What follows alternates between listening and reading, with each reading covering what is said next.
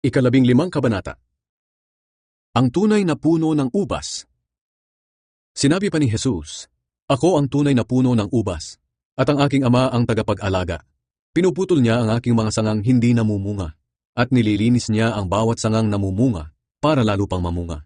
Malinis na kayo dahil sa mga salitang sinabi ko sa inyo. Manatili kayo sa akin at ako'y mananatili sa inyo. Hindi makakapamunga ang isang sanga malibang nakakabit ito sa puno. Ganoon din naman hindi kayo makakapamunga kung hindi kayo mananatili sa akin. Ako ang puno ng ubas, at kayo ang aking mga sanga. Ang taong nananatili sa akin at ako rin sa kanya, ay mamumunga ng marami, sapagkat wala kayong magagawa kung hiwalay kayo sa akin. Ang hindi nananatili sa akin ay tulad ng mga sangang itinatapon at natutuyo, at pagkatapos ay tinitipon at tinihahagi sa apoy para sunugin. Kung mananatili kayo sa akin at ang mga salita ko'y mananatili sa inyo, ipagkakaloob ko ang anumang hilingin ninyo.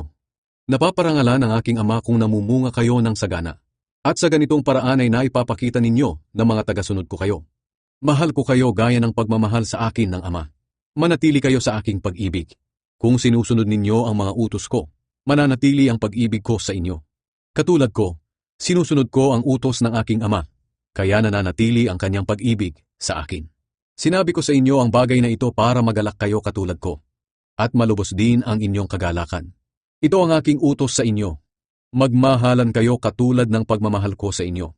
Wala ng pag-ibig na hihigit pa sa pag-ibig ng isang taong nag-alay ng kanyang buhay para sa kanyang mga kaibigan. Mga kaibigan ko kayo kung sinusunod nyo ang aking mga utos. Hindi ko na kayo itinuturing na alipin, dahil hindi alam ng alipin kung ano ang ginagawa ng kanyang amo. Sa halip itinuturing ko na kayong mga kaibigan, dahil sinasabi ko sa inyo ang lahat ng narinig ko sa aking Ama. Hindi kayo ang pumili sa akin, kundi ako ang pumili sa inyo, para humayo kayo at mamunga ng mga bungang mananatili. Sa ganoon anuman ang hingin ninyo sa Ama sa pangalan ko, ay ibibigay niya sa inyo.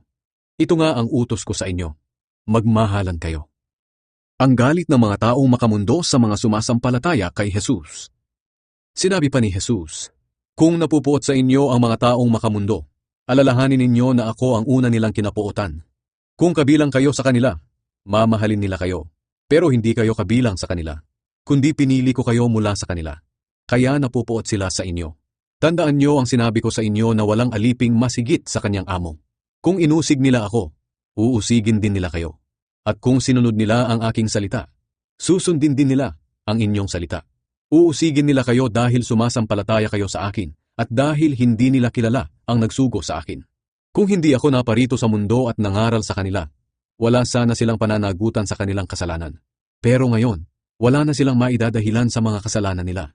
Ang napupuot sa akin ay napupuot din sa aking Ama. Kung hindi ako gumawa sa harap nila ng mga himalang kailan may hindi nagawa ni numan, wala sana silang pananagutan sa kanilang kasalanan. Ngunit kahit nakita na nila ang mga himalang ginawa ko, napupuot pa rin sila sa akin at sa aking Ama. Sa ginawa nilang ito, natupad ang nakasulat sa kanilang kautusan. Napupuot sila sa akin ng walang dahilan. Pagkatapos sinabi ni Jesus, "Ipapadala ko sa inyo ang banal na Espiritu mula sa Ama. Siya ang tagatulong nyo at tagapagturo ng katotohanan. Pagdating niya, magpapatotoo siya kung sino talaga ako. Kayo rin ay dapat na magpatotoo tungkol sa akin, dahil kasama ko na kayo mula pa noong una."